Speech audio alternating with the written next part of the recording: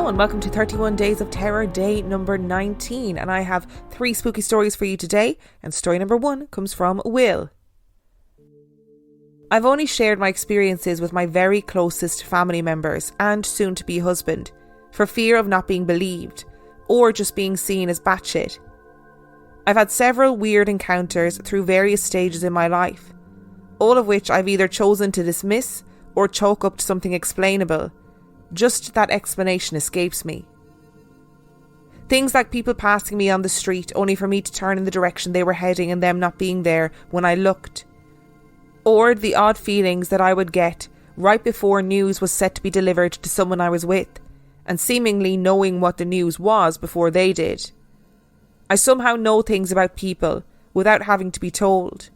Not everyone, just sometimes. It's weird. I've had inexplicable bouts of nausea and dizziness when entering negative spaces that could easily be mistaken for a hangover, but always clears immediately upon exiting said space. All of which happened frequently enough, but I dismiss it as coincidence or whatever.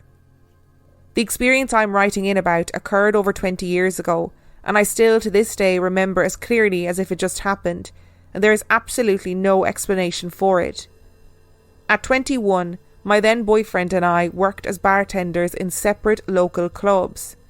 We shared a 2-family 3-story home with 2 other roommates, both drag queens, who occupied the second floor where the common areas were, the living room, kitchen and bathroom.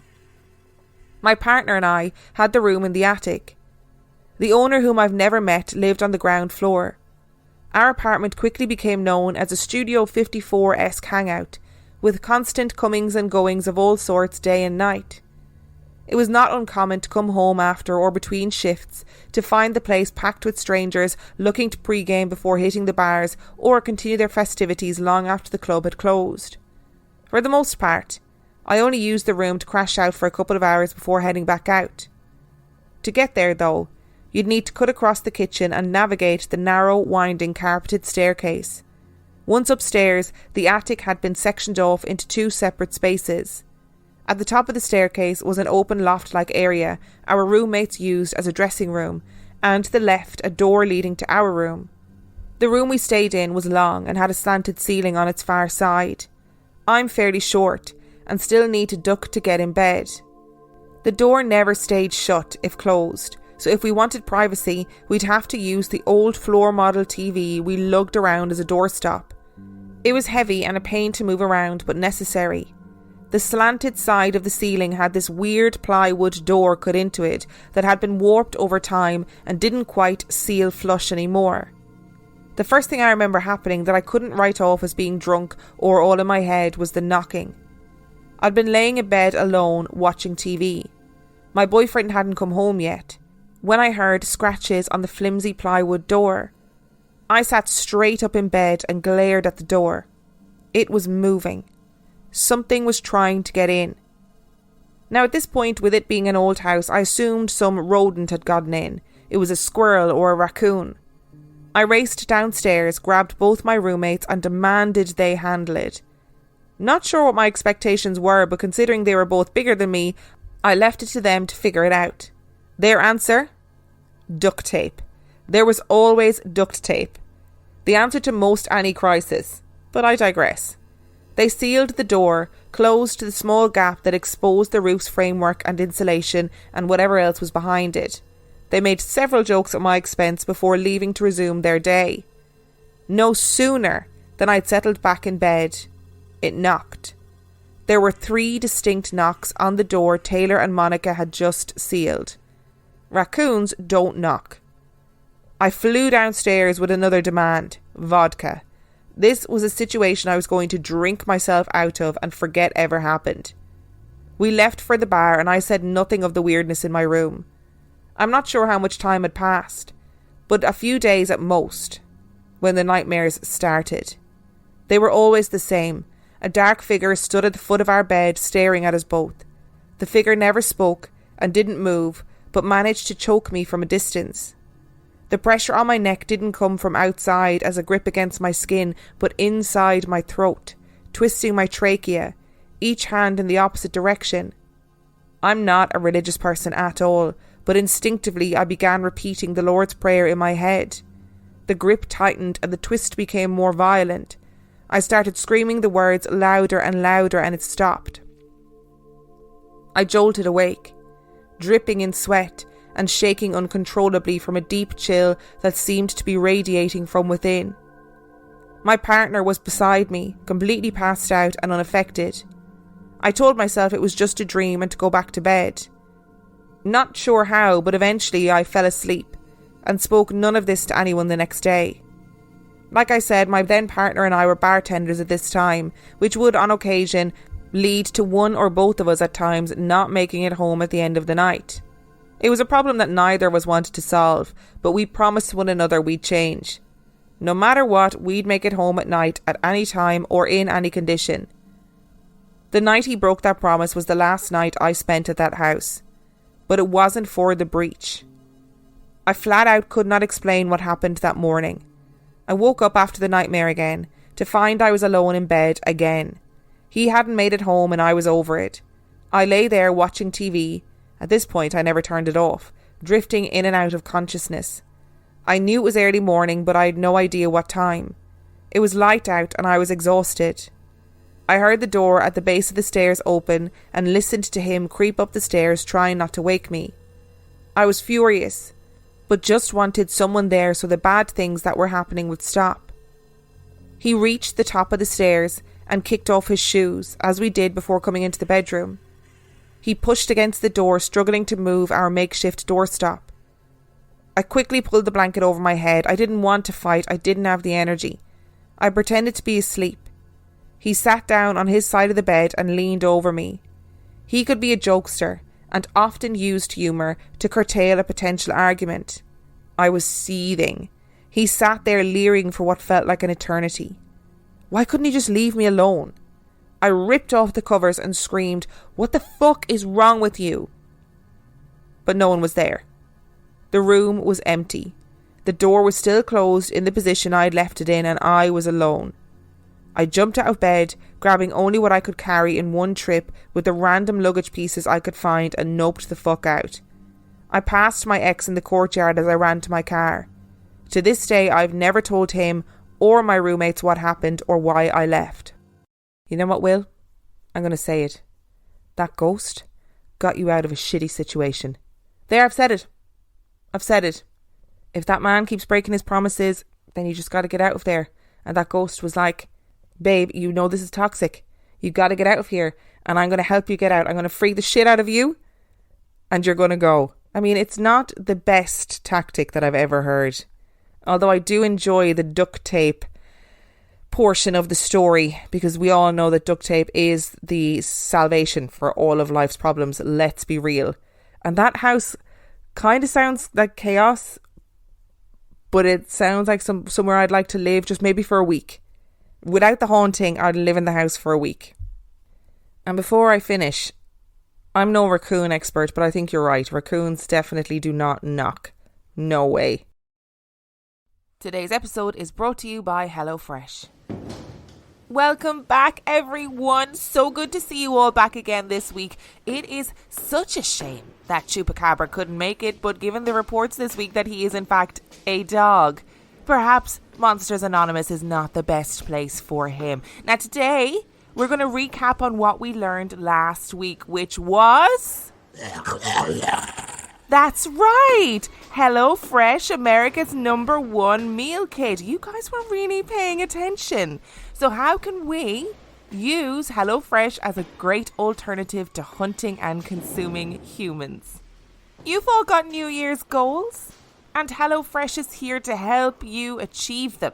Skip the grocery store and skip that eternal rat race of hunting humans and take control of your time and budget with delicious recipes delivered right to your cave without all of the worry of being caught on camera and put in a paranormal YouTube compilation. Okay, Mothman. I appreciate your contribution, but remember last week We talked about using our indoor voices or indoor echolocation. You are very loud in this small space. Also, please keep the death prophecies to the end of the session as it upsets the other entities. Thank you. Let's continue. With HelloFresh, eating well in the new year can be stress-free and delicious. With over 35 weekly recipes, they have the options that you're looking for to help you achieve those goals. Choose calorie smart and carb smart recipes, or even customize select meals by swapping proteins or sides, upgrading your proteins, or adding protein that isn't human to a veggie dish. Also, I'd like to think I wasn't this patronising as a teacher, but I probably was. And I can tell you that I have received a whopping 89 HelloFresh boxes thus far, and I love it. Helps me to eat better, save money, limit my food waste, etc. Okay, Bigfoot. I love that you are trying really hard, but I'm going to go ahead and ask you to remove my leg from your mouth, okay? Some people are into it, not me. Why don't you use that energy to go to hellofresh.com/reallifeghoststories22 and use code reallifeghoststories22 for 22 free meals plus free shipping. Now everybody say it with me. That's hellofresh.com/reallifeghoststories and use code reallifeghoststories22 for 22 free meals plus free shipping. And story number 2 comes from Austin. I grew up with my grandparents. A child with ADHD, my mother didn't know how to raise me, as well as my 2 siblings. At 6, I moved in with my grandparents and my 2 cousins. We lived on a small dirt road with family lining the street. My aunt and uncle were around my grandparents' age, and I had a very close bond with my uncle. He was my best friend. He always taught me things and showed me how to live life to the fullest. I always had my uncle to guide me and listen when I needed to talk, and I never told him how much that meant to me. In the last year of high school, I met a really sweet girl that I liked a lot. We started dating, and we still are to this day. I started to spend less time home and with her instead, a choice that I would regret. My uncle got super sick. He always has health problems, but this time he went to the hospital. I couldn't visit because of COVID, and then in October of 2022, he passed away from kidney failure. He passed away, and my final goodbye was giving him a hug as his body laid in the hospital, without any life left in it. I was hurt, mourning, and left lost.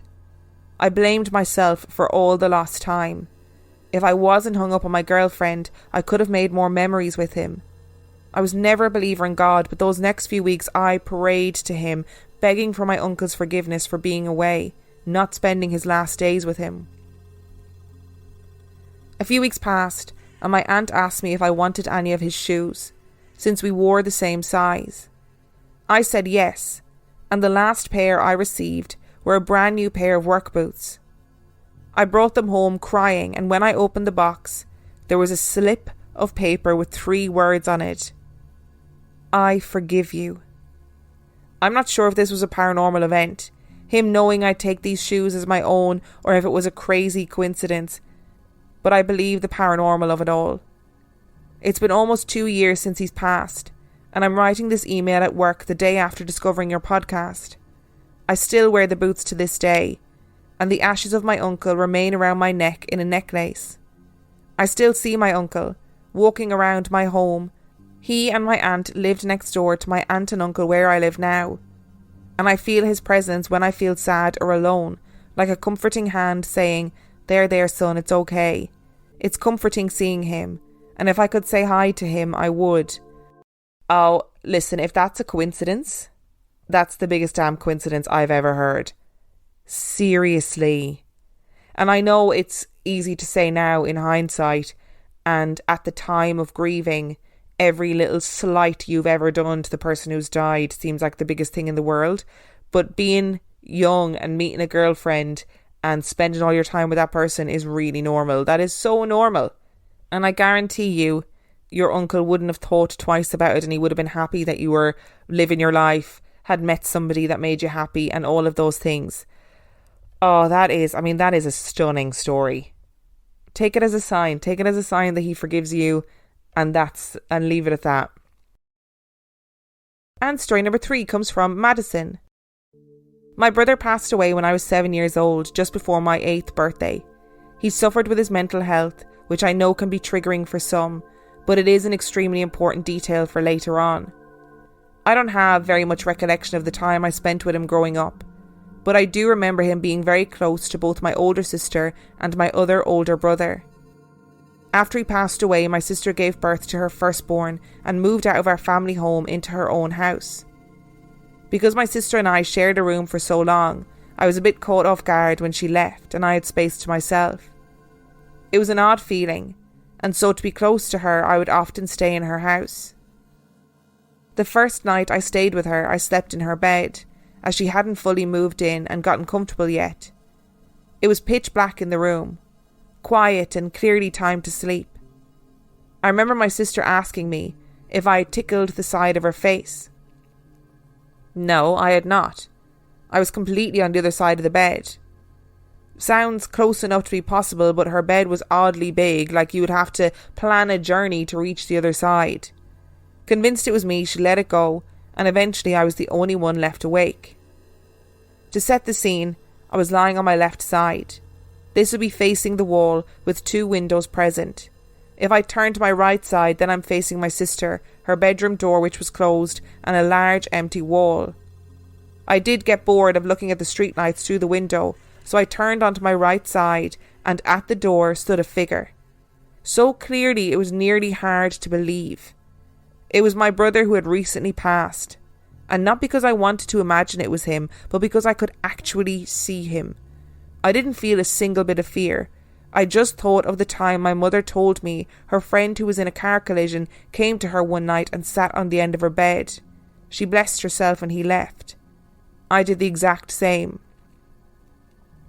I obviously didn't want him to go, but I blessed myself, turned in the bed and waited for a few moments, and when I turned back he was gone, and I eventually fell asleep.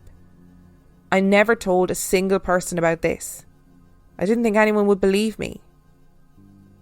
But here's where it gets a bit wild.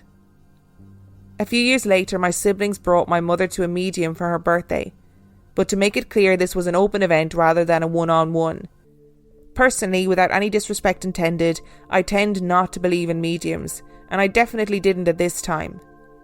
I was 14 and I was severely mentally ill. I suffered with suicidal tendencies, and it was a really hard time for me, especially being so young and knowing that out of the 4 children my parents had raised, we had already lost one due to these same reasons.